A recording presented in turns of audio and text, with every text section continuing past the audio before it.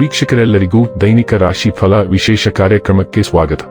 ಇವತ್ತಿನ ಈ ವಿಡಿಯೋದಲ್ಲಿ ನಾವು ವರ್ಷ 2026ರ ಮೇ ತಿಂಗಳಿನ 21ನೇ ತಾರೀಕಿನ ದಿನ ಮಕರ ರಾಶಿಯ ಫಲಗಳನ್ನು ತಿಳಿದುಕೊಳ್ಳಲಿದ್ದು, ಈ ದಿನ ಮಕರ ರಾಶಿಯ ಜಾತಕದವರ ಪಾಲಿಗೆ ಹೇಗೆ ಸಾಬೀತಾಗಲಿವೆ, ಈ ದಿನ ಗ್ರಹ ನಕ್ಷತ್ರಗಳ ಸ್ಥಿತಿಗತಿಗಳೇನು ಮತ್ತು ಇಲ್ಲಿ ಉಂಟಾಗಲಿರುವ ಯೋಗಗಳ್ಯಾವುವು, ಈ ಯೋಗಗಳ ಪ್ರಭಾವ ನಿಮ್ಮ ಮೇಲೆ ಹೇಗೆ ಕಾಣಿಸಿಕೊಳ್ಳಲಿದೆ, ಜೊತೆಗೆ ಈ ದಿನಗಳಂದು ನೀವು ಹೊಂದಿರಬೇಕಾದ ಎಚ್ಚರಿಕೆ ಏನು ಅನ್ನೋದೆಲ್ಲವನ್ನ ವಿಸ್ತಾರ ರೂಪದಲ್ಲಿ ಇಲ್ಲಿ ತಿಳಿದುಕೊಳ್ಳೋಣ.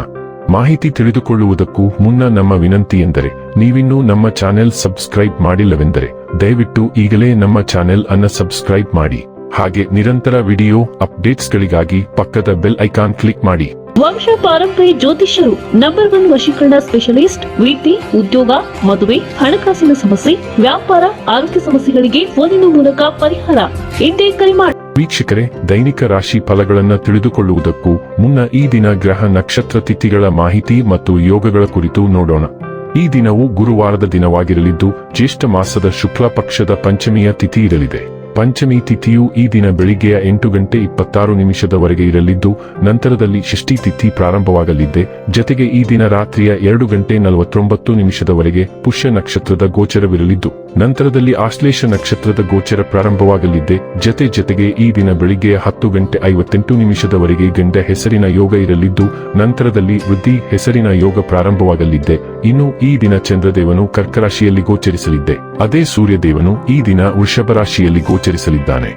ಇನ್ನು ಈ ದಿನದಂದು ಅಭಿಜಿತ್ ಮುಹೂರ್ತ ಬೆಳಿಗ್ಗೆಯ 11:51 ಇಂದ ಮಧ್ಯಾಹ್ನದ 12:45 ಇರಲಿದೆ.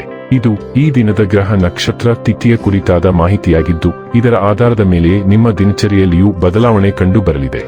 ಇನ್ನು ಈಗ ಈ ದಿನದ ಮಕರ ರಾಶಿಯ ಫಲಗಳ ಕುರಿತು ನೋಡುವುದಾದರೆ, ನೀವು ದೈಹಿಕ ಅನಾರೋಗ್ಯದಿಂದ ಚೇತರಿಸಿಕೊಳ್ಳುವ ಸಾಧ್ಯತೆಗಳು ಹೆಚ್ಚಿದ್ದು, ಇದು ನಿಮ್ಮನ್ನು ಕ್ರೀಡಾ ಸ್ಪರ್ಧೆಗಳಲ್ಲಿ ಭಾಗವಹಿಸಲು ಸಕ್ರಿಯಗೊಳಿಸುತ್ತದೆ. ವ್ಯಾಪಾರಿಗಳಿಗೆ ಇಂದು ವ್ಯಾಪಾರದಲ್ಲಿ ಹಾನಿ ಉಂಟಾಗಬಹುದು ಮತ್ತು ತಮ್ಮ ವ್ಯಾಪಾರವನ್ನು ಉತ್ತಮಗೊಳಿಸಲು ನೀವು ಹಣವನ್ನು ಖರ್ಚು ಮಾಡಬೇಕಾಗುತ್ತದೆ. ಸಂಪರ್ಕಗಳು ಮತ್ತು ಚರ್ಚೆಗಳು ಚೆನ್ನಾಗಿ ನಡೆದಿದ್ದಲ್ಲಿ ನೀವು ನಿಮ್ಮ ಶಾಂತತೆ ಕಳೆದುಕೊಳ್ಳಬಹುದು ಮತ್ತು ಏನಾದರೂ ಹೇಳಬಹುದು. ನಂತರ ನೀವು ಇವುಗಳ ಬಗ್ಗೆ ವಿಷಾದಿಸುತ್ತೀರಿ. ಮಾತನಾಡುವ ಮೊದಲು ಯೋಚಿಸಿ. ಪ್ರಣಯದ ಬಂಧಗಳು ನಿಮ್ಮ ಸಂತೋಷವನ್ನು ಆಸಕ್ತಿಕರವಾಗಿಸುತ್ತವೆ. ವ್ಯಾಪಾರ ಸಹವರ್ತಿಗಳು ಬೆಂಬಲ ನೀಡುತ್ತಾರೆ ಮತ್ತು ನೀವು ಬಾಕಿ ಇರುವ ಕೆಲಸಗಳನ್ನು ಪೂರ್ಣಗೊಳಿಸಲು ಒಟ್ಟಿಗೆ ಕೆಲಸ ಮಾಡುತ್ತೀರಿ. ದಿನದ ಪ್ರಾರಂಭವು ಸ್ವಲ್ಪ ದಣಿದಿರಬಹುದು, ಆದರೆ ದಿನ ಮುಂದುವರೆದಂತೆ ನೀವು ಉತ್ತಮ ಫಲಿತಾಂಶಗಳನ್ನು ಪಡೆಯುವಿರಿ. ದಿನದ ಕೊನೆಯಲ್ಲಿ ನಿಮಗಾಗಿ ಸಮಯ ಸಿಗುತ್ತದೆ ಮತ್ತು ನಿಕಟ ವ್ಯಕ್ತಿಯನ್ನು ಭೇಟಿಯಾಗುವ ಮೂಲಕ ನೀವು ಈ ಸಮಯವನ್ನು ಚೆನ್ನಾಗಿ ಬಳಸಿಕೊಳ್ಳಬಹುದು. ನೀವು ವೈವಾಹಿಕ ಜೀವನವೆಂದರೆ ಕೇವಲ ಹೊಂದಾಣಿಕೆ ಎಂದುಕೊಂಡಿದ್ದೀರಾ? ಹೌದಾದಲ್ಲಿ ನೀವು ಅದು ನಿಮ್ಮ ಜೀವನದಲ್ಲಿ ಆದ ಅತ್ಯುತ್ತಮ ವಿಷಯವೆಂದು ತಿಳಿದುಕೊಳ್ಳುತ್ತೀರಿ. ಹಿಂದಿನದನ್ನು ಬಿಟ್ಟು ಬಿಡುವುದು ಇಂದು ನಿಮ್ಮ ಪ್ರಗತಿಗೆ ಪ್ರಮುಖವಾಗಿದೆ. ನೀವು ಹಿಂದಿನಿಂದ ಪಾಠ ಕಲಿಯಬೇಕು, ಆದರೆ ನಂತರ ನೀವು ಅದನ್ನು ಬಿಟ್ಟು ಬಿಡಬೇಕಾಗುತ್ತದೆ. ನೀವು ಇದನ್ನು ಅರಿತುಕೊಂಡರೆ ನಿಮ್ಮ ಜೀವನದಲ್ಲಿ ನೀವು ಎದುರಿಸುತ್ತಿರುವ ಪ್ರಮುಖ ಸಮಸ್ಯೆಗಳನ್ನು ಪರಿಹರಿಸುವತ್ತ ನೀವು ಒಂದು ದೊಡ್ಡ ಹೆಜ್ಜೆ ಇಡಬಹುದು. ಆರೋಗ್ಯ ಮತ್ತು ಸ್ವಾಸ್ಥ್ಯ ಬಗ್ಗೆ ತಿಳಿದುಕೊಳ್ಳೋಣ.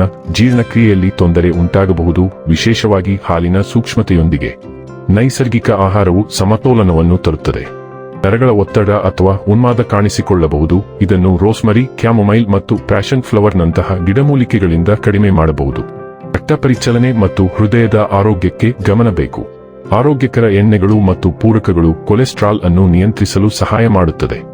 ಯಕೃತ್ತು ಮತ್ತು ಸ್ನಾಯು ದೌರ್ಬಲ್ಯವನ್ನು ತಡೆಗಟ್ಟಲು ಆಲ್ಕೋಹಾಲ್ ಅಥವಾ ಔಷಧಿಗಳನ್ನು ತಪ್ಪಿಸಿ. ಡೈಲಿ ಲವ್ ಮತ್ತು ರಿಲೇಶನ್ಶಿಪ್ ಬಗ್ಗೆ ತಿಳಿದುಕೊಳ್ಳೋಣ. ಭಾವನಾತ್ಮಕ ಬೆಂಬಲವನ್ನು ಹುಡುಕುವ ಮೂಲಕ ನಿಮ್ಮ ಸಂಬಂಧಗಳಲ್ಲಿ ಪ್ರೀತಿಯನ್ನು ಗಾಢವಾಗಿಸುವಲ್ಲಿ ನೀವು ಸಾಂತ್ವನವನ್ನು ಕಾಣಬಹುದು. ಪ್ರೀತಿಯ ಕಡೆಗೆ ಸ್ಥಿರವಾದ ಬದ್ಧವಾದ ವಿಧಾನವು ತೃಪ್ತಿಯನ್ನು ತರುತ್ತದೆ, ವಿಶೇಷವಾಗಿ ಮುಕ್ತ ಭಾವನಾತ್ಮಕ ಮತ್ತು ದೈಹಿಕ ಅಭಿವ್ಯಕ್ತಿಯೊಂದಿಗೆ ಸೇರಿಕೊಂಡಾಗ. ಬಲವಾದ ಆಸೆಗಳು ಹೊರಹೊಮ್ಮಬಹುದು, ಆದರೆ ಉದ್ವೇಗವನ್ನು ರಚನಾತ್ಮಕವಾಗಿ ಬಿಡುಗಡೆ ಮಾಡುವುದು ಮುಖ್ಯ. ಸ್ಪಷ್ಟ ಸಂವಹನವು ತಪ್ಪುಗ್ರಹಿಕೆಯನ್ನು ತಪ್ಪಿಸಲು ಸಹಾಯ ಮಾಡುತ್ತದೆ ಮತ್ತು ಭಾವನಾತ್ಮಕ ಬಂಧಗಳನ್ನು ಬಲಪಡಿಸುತ್ತದೆ. ವೃತ್ತಿ ಮತ್ತು ಹಣ ಬಗ್ಗೆ ತಿಳಿದುಕೊಳ್ಳೋಣ. ಇತರರು ಏನು ಮಾಡುತ್ತಿದ್ದಾರೆ ಎಂಬುದರ ಬಗ್ಗೆ ನೀವು ಜಾಗರೂಕರಾಗಿದ್ದರೆ ನಿಮ್ಮ ವೈಯಕ್ತಿಕ ಕೆಲಸವನ್ನು ನೀವು ಉತ್ತಮವಾಗಿ ಸುಧಾರಿಸಬಹುದು. ಅವರ ಕಾಳಜಿಯನ್ನು ಪರಿಹರಿಸಲು ಪ್ರಯತ್ನಿಸಿ ಮತ್ತು ನೀವು ಏನು ಬಯಸುತ್ತೀರಿ ಮತ್ತು ಇತರರಿಗೆ ಏನು ಬೇಕು ಎಂಬುದರ ನಡುವೆ ಸಿಂಕ್ರೊನೈಸೇಷನ್ ಅನ್ನು ಸ್ಥಾಪಿಸಿ.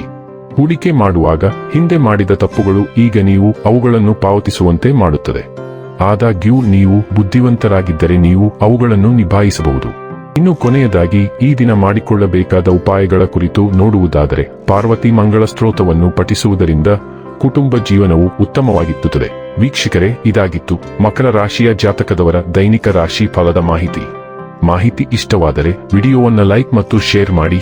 ಹಾಗೆ ಚಾನೆಲ್ ಸಬ್ಸ್ಕ್ರೈಬ್ ಮಾಡುವುದರ ಜೊತೆಗೆ ನಿರಂತರ ವಿಡಿಯೋ ಅಪ್ಡೇಟ್ಸ್ಗಳಿಗಾಗಿ ಪಕ್ಕದ ಬೆಲ್ ಐಕಾನ್ ಕ್ಲಿಕ್ ಮಾಡಿ.